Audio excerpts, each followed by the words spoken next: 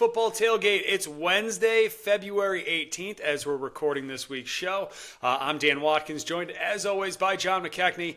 John, more news starting to trickle out here through the college football offseason. We're not in full-on talking season yet, but we're starting to get these little nuggets from some pretty big players in the world of college football, whether it's big-time coaches at power programs or commissioners and conferences dropping playoff ideas as we go forward here. We try to navigate the next couple of years. But anyways, always good to talk a little college football here with you. Oh, yeah. Likewise, keeps me going, keeps me young. So I'm pumped for today's episode. I know, some might argue that mid-February the doldrums, but no, we got plenty to get to on this episode. You want to kick things off with some stuff going on in Oxford?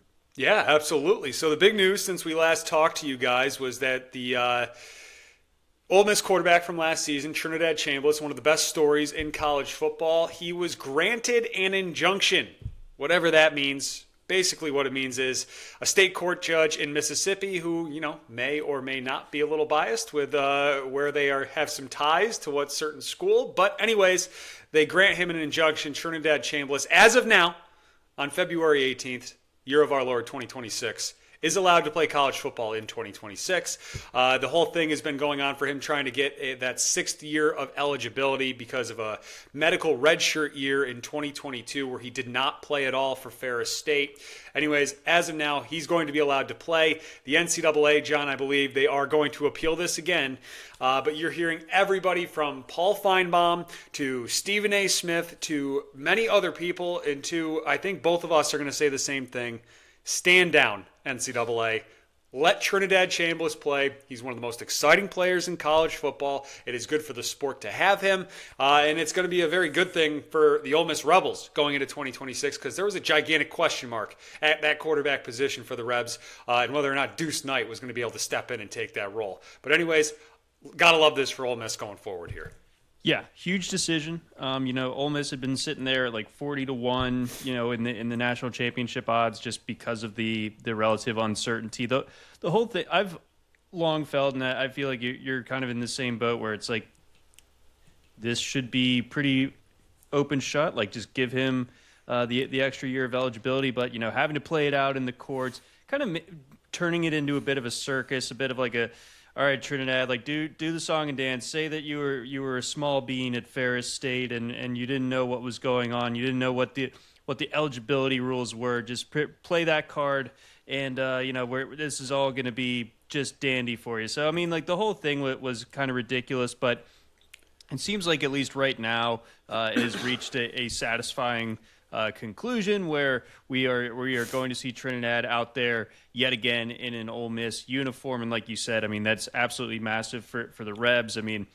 They were standing to lose a lot of talent from this year's from the 2025 team as it was, and obviously the momentum of just being so angry at Lane Kiffin and that kind of helping carry them as far as they went in the playoffs, that's gone. It's full Pete Golding time now and everything like that. It's, all right, let's get it going. And, Austin Simmons transferring, everything like that. There wasn't a lot of a safety net for Ole Miss to be able to cleanly keep things going the same way next year. Now that path is a lot more viable and visible with Chambliss back.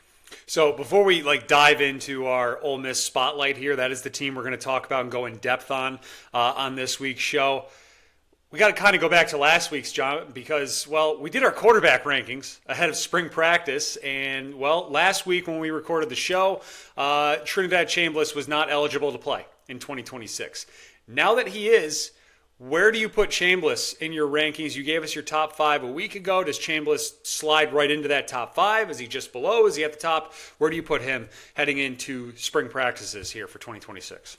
I'm going to slot him in at 3, and I'm going to keep the rankings otherwise, just kind of stand by my word. So now my new top 5 will be Darian Mensah, CJ Carr, Trinidad Chambliss, Julian Sayin, and Jaden Maiava. So feels a little weird not having Arch in there. I get it, but got to stick to my guns here. I'm not redoing the whole thing after just 1 week and one player, kind of getting the green light to play this year. So for me, Trinidad, the third best quarterback in college football going into this year. I know one of our commenters did not like the idea of me omitting Dante Moore.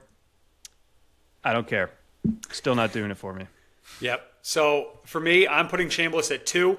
I got Sam Levitt still at number 1, then Chambliss. Dante Moore is 3rd for me, followed by Darian Menza, and then Julian Sayin at 5. Both of us kicking Arch Manning out of the top 5 here with Trinidad Chambliss coming back. We'll see if that comes back to bite us later on. But basically, I got Chambliss behind Levitt because, well, Levitt's got Chambliss's entire coaching staff from a year ago. That is my big question with Trinidad Chambliss in 2026 is the surroundings around him. We know he's an exceptional player and so much fun to watch, but you're taking his entire offensive coaching staff away from him.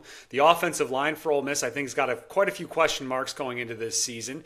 Wide receivers, they're going to be replacing like 5 of the top 6 receivers from a year ago.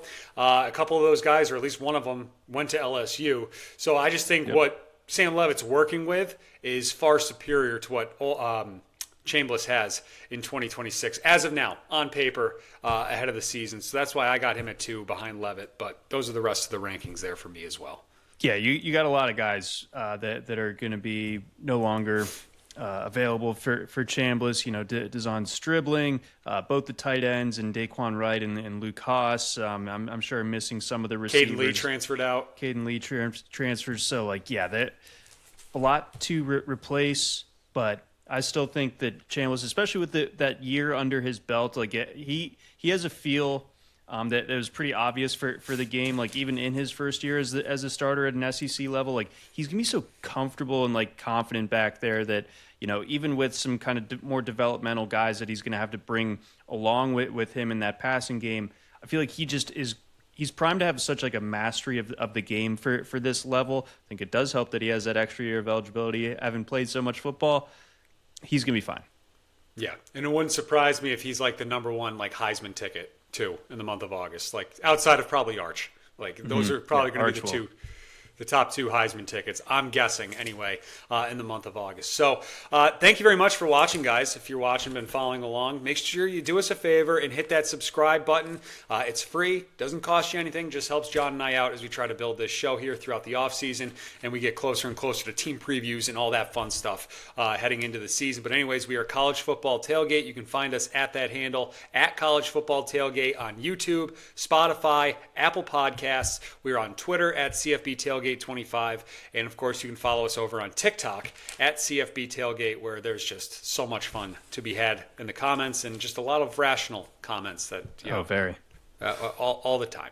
Anyways, with that being said, let's talk about Ole Miss, John, and how they're looking going into 2026. The Rebs coming off that run to the national semifinal where they almost pull off the upset of Miami. Carson Beck leads that incredible drive and has his moment there in the Fiesta Bowl to push the Canes into the national title game. But anyways, right, you got Chambliss coming back. Quan Lacey's coming back at running back too. Those are some of the big household names that you'll probably recognize at the start of the season. Pete Golding did a great job in the playoff there on short notice, becoming the interim. And then he was the interim for 3 days. And then he automatically became the full-time head coach. Before he even coached a game in the playoff, Ole Miss made him full-time. So they were very convicted that Pete Golding would be leading this team. He is now going to be leading them in his first full regular season. So as we kind of look towards Ole Miss, right, they're 35-1 right now to win the national championship on both FanDuel and DraftKings. That's the 13th best odds, according to DraftKings anyway. We don't have the SEC odds right now for SEC title, but if you just go by those national championship rankings and odds, they're the 6th SEC team listed, and they're tied with Oklahoma as well. They bring in the 18th transfer portal class and the 27th recruiting class, both of those numbers according to On3.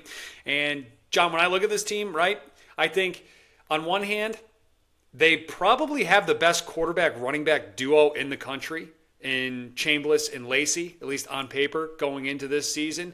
But on the other side, I'm looking at this and I'm wondering, this run in the playoffs last year, was that just the sugar high of Lane leaving and them rallying around that? Or is Ole Miss, have they elevated themselves from I don't know, I want to say a tier 2 SEC school to right into like that bottom rung of tier one, where they should be up there and they should be mentioned in the same breath as Georgia and Texas and Alabama, LSU, and so on.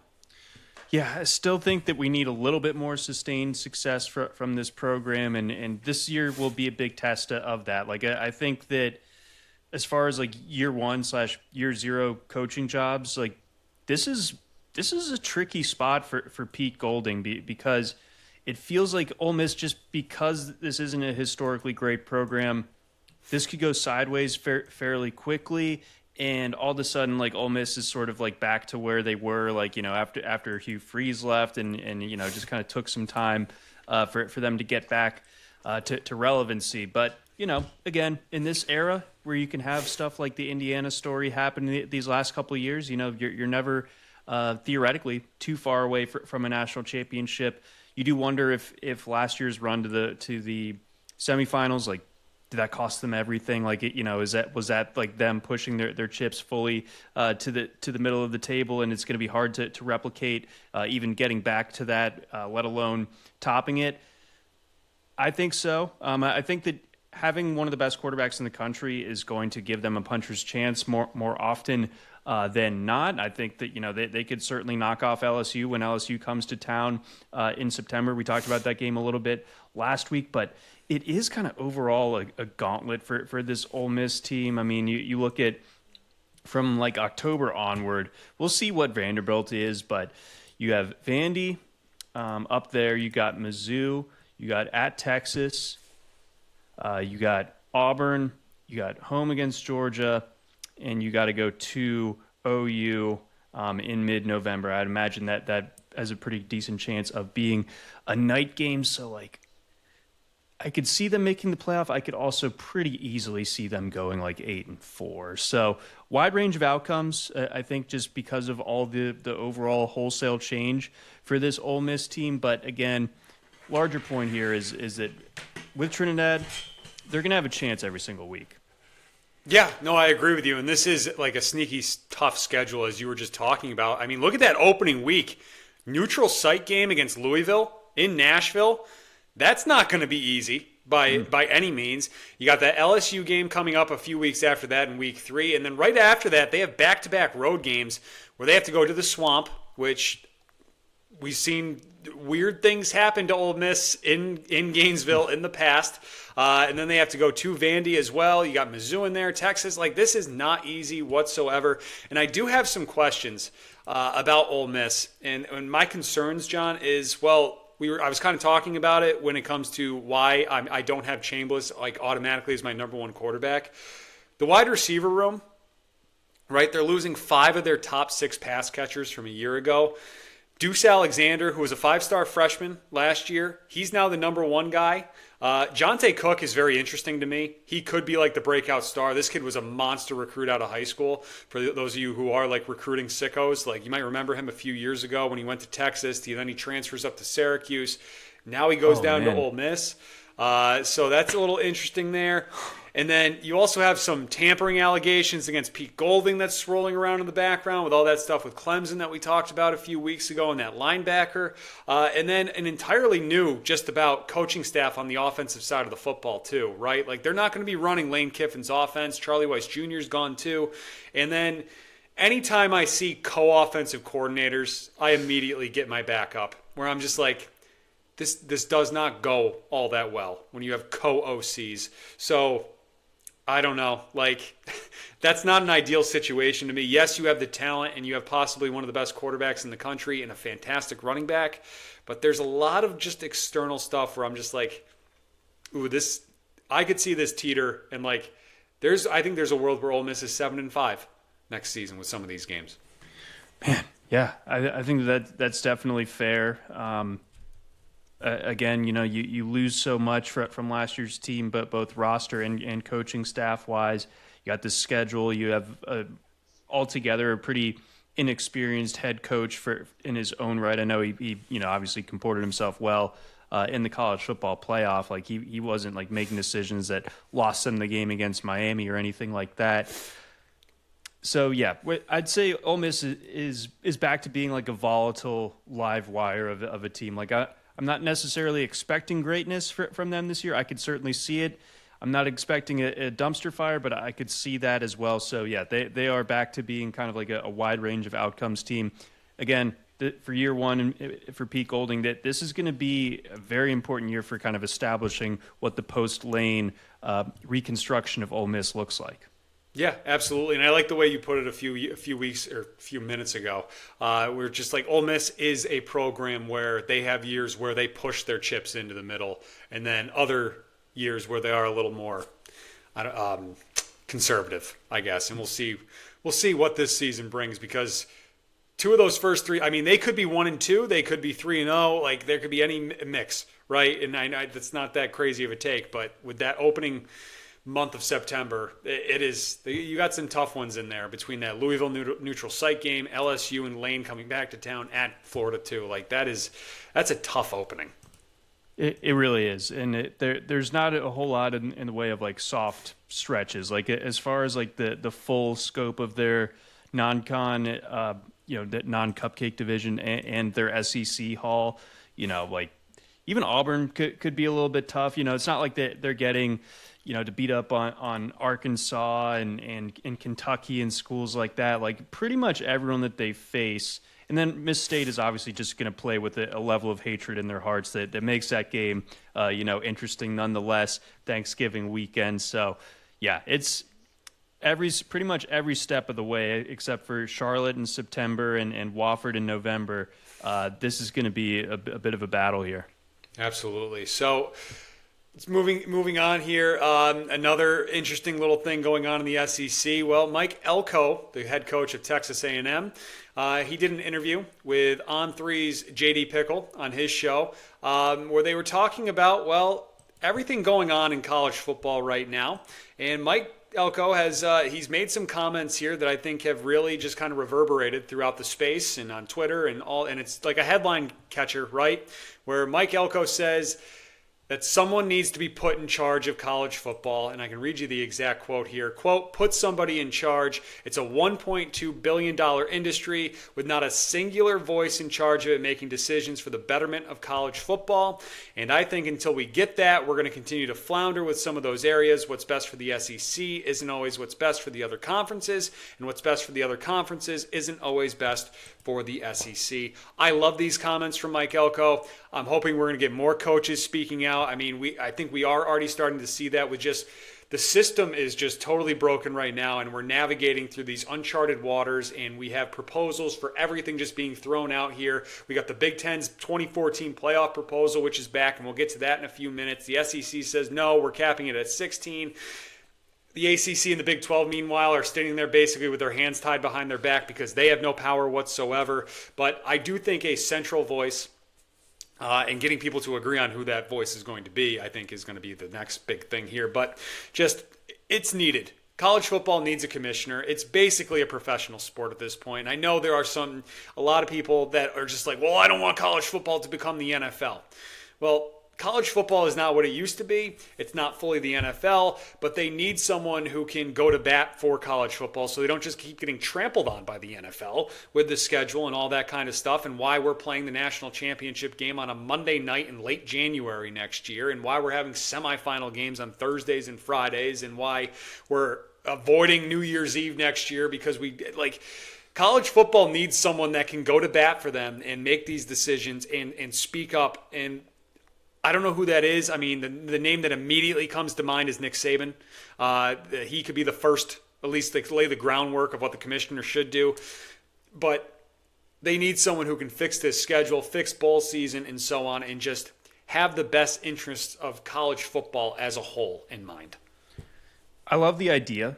In theory, I think it's obvious that the way that the NCAA has shown itself to operate basically throughout its entire history, but certainly in recent years with all the wild changes in the college sports landscape that go beyond just football. It's like, okay, we need some sort of college football like commissioner if we're going to kind of like re-steady the course here. But my question is, on the more like practical side, is who is it? I almost think of it like the way that the old adage goes about, if you want to be the president of the United States, that should immediately disqualify you from being the president of the United States. Like it's Right. You got to be kind of a sicko to want to be like the figurehead of this. I mean, basically the function of a commissioner at the pro sports level, your Roger Goodells, your Adam Silvers, your Rob Manfreds. Is Gary Bettman still the NHL one? I don't know. He is. He is. You're just the punching bag for the owners. But you got 30 to 32 of those guys. And the playing field is a little bit more level in those. Oversee, I mean, like, would it have to be just the group of 5? Or would it be all 130 some odd teams that this commissioner is looking out for concurrently? I don't know exactly. But obviously, like, the sort of conference oligarchs, like the SEC commissioner, Big Ten commissioner, and so on, like that particular system isn't really working right now, and it just sort of becomes a matter of like who has the most schools in their conference, and like who has the most money in their TV rights deal. That is the current king. It seems to be so. I don't know. There's a lot of things that need to be cleaned up or fixed in college football. Saban seems like a guy with the right amount of mental acuity and experience and everything to be able to do that, be like the first guy. But yeah, I'm curious to see how this could be enacted, really. But I mean, I think Elko's head and heart are in the right place, but this is just such a mess that the NCAA has invited onto itself that I don't know if merely appointing like one guy to sort of take all the bullets is going to be the thing that actually is realistic and works the way that we hope it does. Yeah, it could be total fantasy land. But we're at the point though, right, where it's clearly broken. And we need to change something because it's not working. I don't think it's sustainable with the way college football is just kind of like every year. It just kind of feels like, okay, so what's the format this year? What are we doing? Like, okay, sure, right? Like, here we go. And right, meanwhile, these coaches are trying to grasp that while kids are transferring out in the portal and all that. And like, we need someone who can step in and just kind of be almost like the arbitrator and just say, no, these are the rules. This is going on. This is why this happens, right? So like, things aren't being played out in the courts because no one wants. Like, that's not why we watch football, is to see what court cases are going to allow Darian Menza to transfer to Miami, or Trinidad Chambliss for a 6th year, or Joey Aguilar for another year in transfer portals, and getting Congress involved. And it's just like, we do need like a figurehead, a real governing body that can also tell some of these commissioners, specifically like Greg Sankey and Tony Petitti, when to just like shut up. Yeah. too at the same time. So yeah, I don't know. And if that like ultimately leads to like maybe we do move to that more NFL-ish kind of format, right? Where we have 2 major huge conferences, and then of the Power 4 schools, and then the G5 becomes like their own tier. And we've talked about this, and I think I had this idea a few weeks ago where we were kind of talking about how like the G5 should almost be like 1A or whatever like that, and then Division 1 or FBS is 1, and like kind of reclassify there because they are on different playing fields. We all know that, but for some reason we still pretend that 136, 7, 8, whatever it is, teams now are playing for the same national title. Yeah, give them a token bid into the playoffs so they can just get waxed and have that game be the worst, drawing revenue-wise or viewership-wise game of the college football playoff. A game that, a good bowl game could come close to challenging as far as the ratings are concerned if you bury it enough, like at Oregon versus James Madison. Right, absolutely. And speaking of the playoff, that kind of leads us into where we're going to go next here. The Big Ten, well, they're back with another 24-team playoff proposal. This started trickling out last week. Pete Thamel's got a huge write-up about it on ESPN.com. The Big Ten, we've talked about this, right, when it comes to playoff expansion. They're okay with 16 teams for 2 years, but they want a guarantee from the SEC that by, like, 2029, we're going to move to 24 teams. The SEC's like, whoa, hold on. Like, let's big jump. Right? But basically, the Big Ten, how this works, they want a 23+1 model where still the G5 gets one spot there. And then they want to eliminate conference title games. And as soon as I read that, and then if you go down the article and you see by doing this, they'd be losing out on like $200 million on just TV rights. That doesn't include ticket sales or any of that going on at those actual games. And then it says that there is, quote, no way to make up the financial delta of whatever that means for the conference championship games. I automatically pretty much like crumpled this up and threw it out. Because like there is no way college football is leaving that kind of money on the table. They'd add some more playoff games, but they're not going to get that revenue back from what they're missing out on those national title or those conference title games, in early December. So I don't think this is happening. Fun idea. We saw the bracket and how this would have looked, but I don't know. I kind of get like a popsicle headache looking at it. Sure, I get that. Down here we call it a brain freeze. Sure. But basically, this is jockeying and peacocking between the Big Ten and the SEC.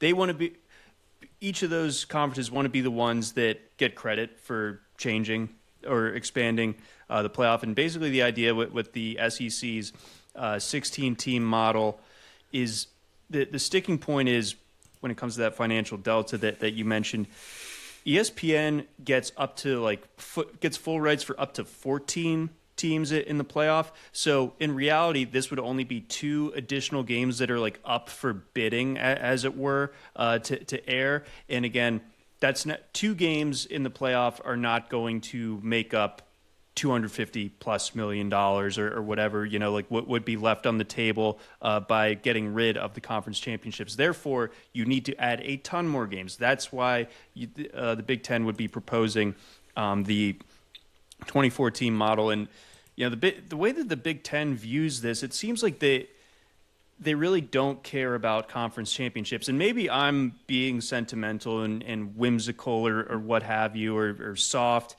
But I love conference championships, but I can kind of see, and I don't want to see them go away, but it feels like there's just so much pressure and like the direction in which college football is going, they feel like an obvious chopping block candidate. Mm-hmm. They already they don't get you where they used to. You can pretty easily make the college football playoff without playing in your conference championship game, so it can work against you a little bit. Alabama this year they make the SEC championship. They do manage to win their first game, but you can pretty easily see situations where losing the conference championship does kind of put you at a disadvantage, and sometimes even winning it can put you at a disadvantage. I mean, look at Georgia the last 2 years. They're 0-2 in the expanded playoff field while getting a bye. So, that's just one guy's perspective for one particular team. But ultimately, it does feel like we can't have the college football season going into February. So we got to start the college football playoff earlier. Probably going to have to destroy the sanctity, it seems like, of Army-Navy Saturday and work in a couple of college football playoff games around that on that particular Saturday in December.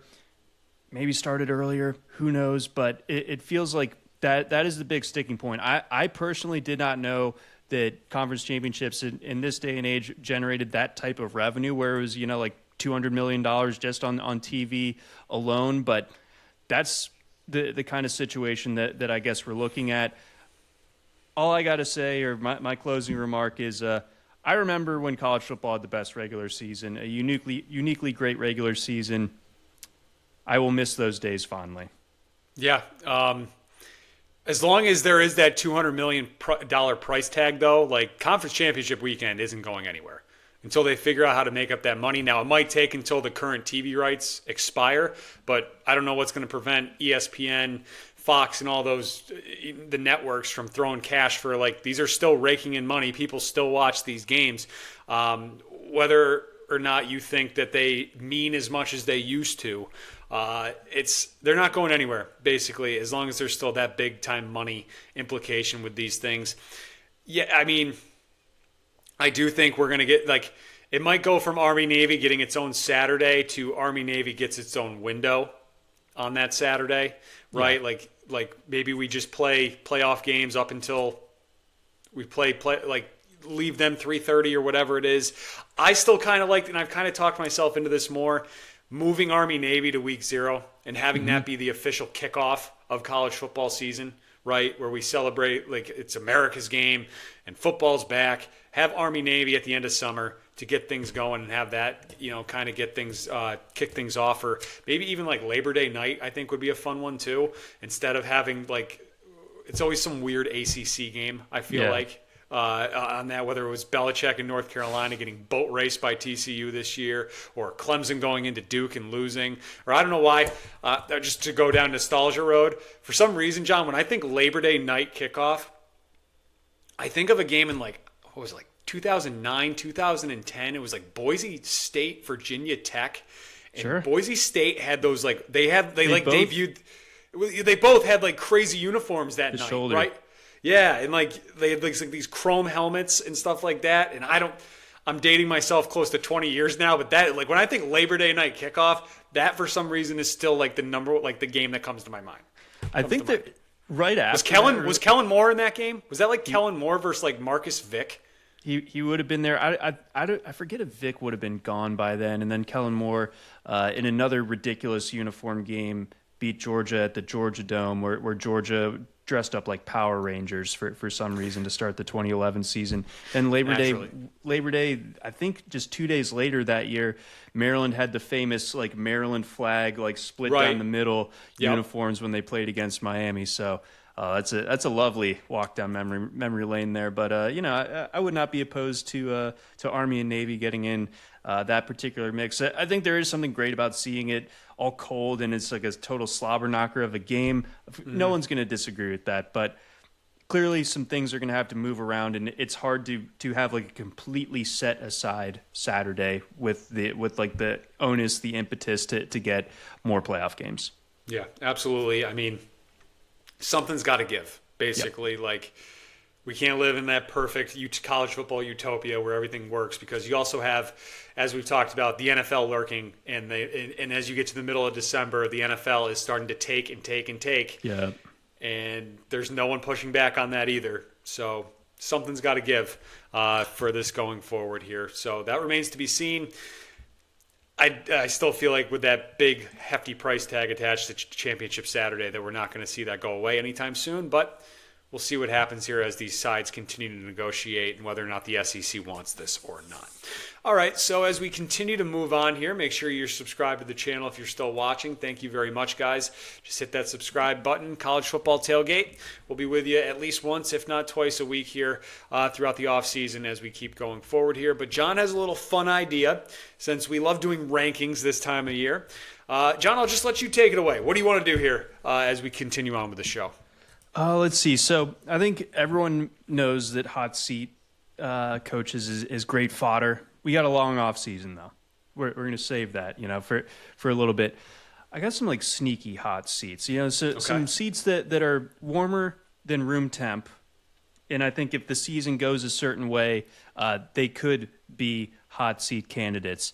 I'm going to throw out 4 to you and then just kind of break them down after. But initially speaking, my sneaky hot seat rankings are Josh Heupel at Tennessee, Lance Leipold at Kansas, Deion Sanders at Colorado, and Mike Loxley at Maryland. I initially had Matt Rule on there, but I forgot that he got that extension from Nebraska when he was getting bandied about as the Penn State obvious replacement for James Franklin. During the season, they were 6-2 at the time.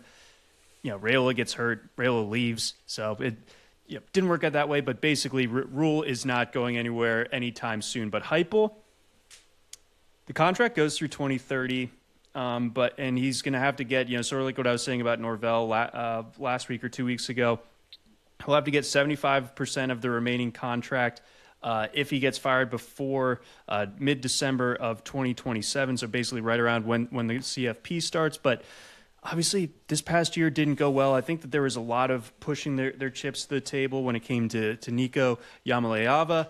That obviously didn't work out. So I feel like they're a little bit twisting in the wind, and a second consecutive year of not making the playoff and not being like all that close to making the playoff. I do wonder if there will be a little bit of like, hey, are we sure that Heupel's the guy to lead us here going forward into this new era? I think the Lance Leipold one is interesting because Kansas historically, they're a lot like Indiana, right? Basketball school, horrible football. But like Indiana kind of beat them to the punch, right? Because Indiana has had the type of years that Kansas could have only dreamed of since hiring Kirk Cignetti. Kansas is kind of like flush with cash too, and so the buyout, I don't think it would have been an issue kind of regardless, but the buyout for Lance Leipold really isn't that bad if they wanted to go in a different direction. And I just think that Kansas is one of those schools that is like the downstream, not like victim, but one of those schools where if you're a Kansas football fan or a Kansas football booster, you look at what's happening in Bloomington and be like, hey, why not us? Like, why can't we do that? You know, like the adage that Kurt Cignetti kind of ruined it for the rest of them. Like, I think that really rings true at Kansas. The parallels Sure. in that program between those programs really kind of stick out to me. Dion, I mean, we got two really non-competitive years, but sandwiched over two really good years with Shadur and Travis Hunter. Obviously, that 9-win season a couple years ago. I wonder about if the magic is running out. I wonder if he's just gonna want to coach out the remainder of his contract. I know he's supposed to be there till 2030. He's been a huge economic boon for Colorado, for the University of Colorado. Like, applications are skyrocketing still, tons of revenue for them. But I just wonder, like, if they have another disastrous year, is the luster gone that quickly? And then Mike Locksley, kind of the same boat as Luke Fickell at Wisconsin, where they didn't fire him, but it's not like they extended him either. Those two are very much, I think, like kind of teetering on that brink. Maybe they are more hot seat than not seat at this stage. But I think Locksley, he gets brought back. That Maryland promises some like additional like financial backing to kind of help the programming, but I don't know. I thought it was a surprise that he came back ultimately, or that he was brought back ultimately. And I think that similar things can be said for Luke Fickell at Wisconsin. I know that my Badger brethren out there are not overly happy with that decision, given how the first 3 years of Fickell have gone in Madison. Yeah, I would say Fickell's probably more towards the actual hot seat than the warm seat, if you will. Dion's interesting, and I think you're right. And I'm just looking at recruiting rankings right now. Colorado ranked 65th according to On3 and Rivals for this for the 2026 cycle.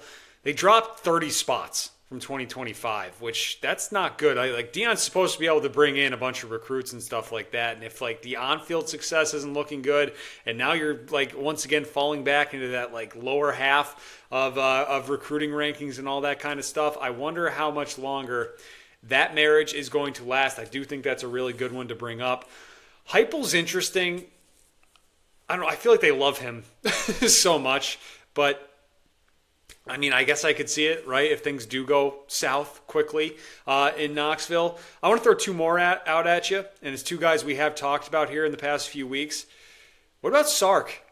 Does that seat become warm? If they're going to have monster expectations again, right? And I know he made back-to-back college football playoff semifinals, but now if he was to go 2 straight seasons with Arch Manning and all that hype and everything that they've done to reload here going into 2026, and they miss the playoff again, I think that seat gets a little warm down there for Sark in Austin. And then one other one, too, Lincoln Riley at USC. Yes, he just signed the #1 class in the country, but the on-field success, especially since Caleb Williams left, or even Caleb Williams' first year, Caleb Williams' second year was not that good on the field. Right. Since USC's moved to the Big Ten, I think they were expecting to compete a little more than they have been, and something just isn't translating with USC, especially when they go out on the road. Because they lost to Illinois on that walk-off field goal, right? They get beat up by Notre Dame. Now they're not playing Notre Dame anymore, and something's going on there where I'm not sure if how much longer is that leash for Lincoln Riley to figure that out.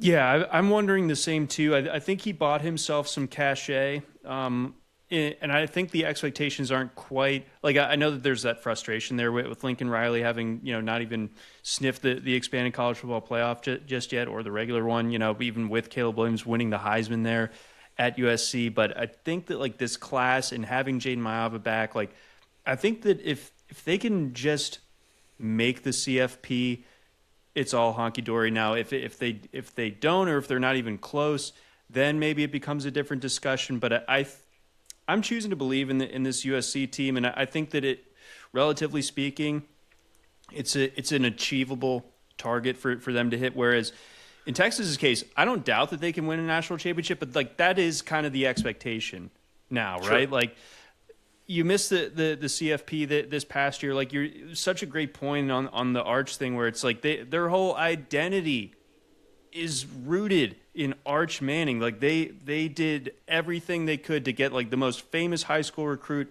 ever. And like if they don't get it done, Arch isn't getting blamed first. It's gonna be Sark. Yep. And so, unless Arch is throwing like 3 picks a game, right? Yeah. That's the only we were way. definitely bagging on Arch, no question about it. But like, if Arch progresses the way that we're expecting him to this year, based on kind of like the end of season flourish, I mean, Texas has come up small in big games because of Sark, I think, and that predates Arch Manning taking over there at quarterback. So I think Texas is at a point where like their brass, their decision makers are like, we give this coach everything. A chimpanzee should be able to coach this team to a national championship game. Why isn't Sark doing it? And then it cuts the other way too, where Sark might just be freaking tired of it too, because the noise, the expectation, just like it's so obnoxious at Texas. And that's the thing, basically since we've been alive, where it's like the thing you hear about Texas is like the best and worst job in college football, because you're going to have all the money, all the resources, but you are going to have boosters up your keister all the time. Yeah, no, those are 2 other guys that I think are very interesting.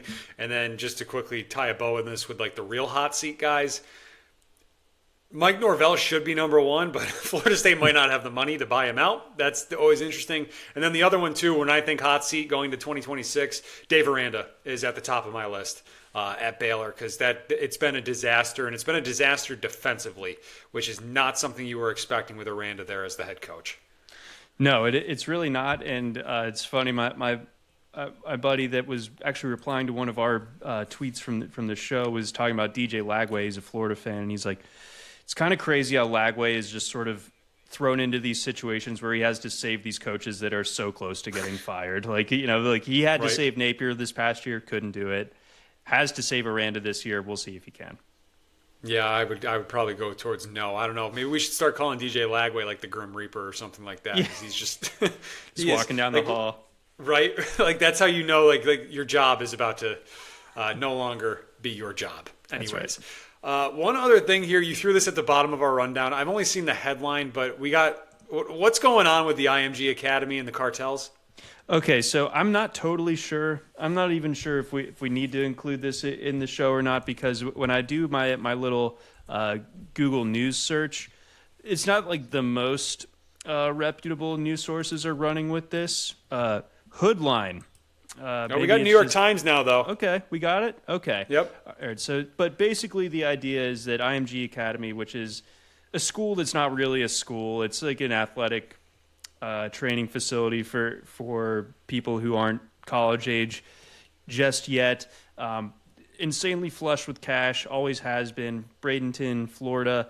Apparently there has been some reporting directly linking some money from the cartel, the Mexican cartel, I think, to IMG Academy, similar to the tune of $1.7 million, which in IMG terms, probably a drop in the bucket, but not even the biggest single donor. But interesting nonetheless that a school like that it does kind of function as like its own little thing and sort of probably a black box with its finances.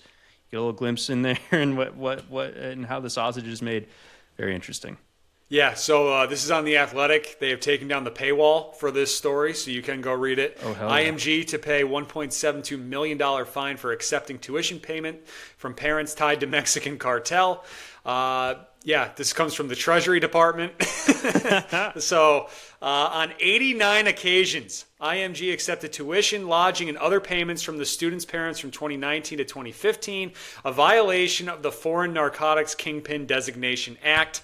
The school entered into tuition agreements and processed payments connected to the parents who were listed on OFAC's specially designated nationals list for providing financial support to a sanctioned Mexican drug trafficking organization, according to the office. I mean, who among us hasn't, given money to the cartel and then also tried to pay for our, high school athlete to go to one of the premier athletic institutions?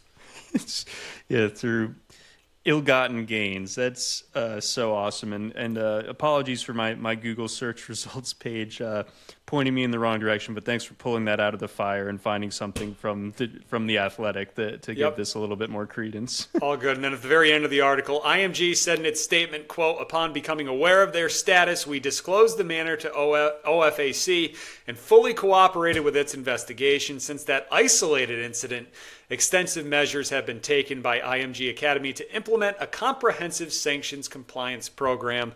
The school also said that it has hired a new chief legal officer to implement a sanctions compliance program. How do I get that job, John? How do we get that job where all you got to say, I think that money's coming from the cartel, we should not take it? Just a normal high school, folks. Nothing to see here. Your $100,000 tuition will help make sure that a job. We love job creation on this show, and that's a hilarious job to be created for high school. Having to check federal drug money traffic compliance. Yeah, that's. Do you think they have that sign in the office, right, where it's like 0 days since a workplace incident, 0 days since money accepted from cartel? Yep. Oh, crap. We got to reset it. We got God damn it. Oh. All right. Anyways, I think that's going to do it for us on this week's show. Next week, John, NFL Combine. I want to hear some guys that you're going to be looking forward to see work out in some shorts and T-shirts up there in Indianapolis. So we'll have that to kind of talk about, too, as we kind of talk. We're going to talk a little more draft stuff as well as we go forward, because both of us do kind of get into that draft sicko territory anyway. But that all ramps up next week, so definitely want to hear some thoughts on that, see which guys the 40 times and all that kind of fun stuff. And the only thing about the Combine that kind of bugs me now these days is that none of these quarterbacks throw anymore. It's all about the pro day. But still, there is a hefty list of quarterbacks that will be in Indianapolis, at least to get measured in one way or another. It might behoove this particular they have more to prove than to lose, which is a weird. Who's the second guy? Nobody knows. Somebody's got to go take that stake that claim. Yeah, I can't. I don't think it's gonna be Ty Simpson, but there are mock drafts that have Ty Simpson going in the first round, which I find crazy. But we can dive into that a little bit next week. I think that'll be fun to look into and any other news items that trickle out. But anyways, that's going to do us. College Football Tailgate. Hit that subscribe button. For John, I'm Dan. We'll talk to you guys next week.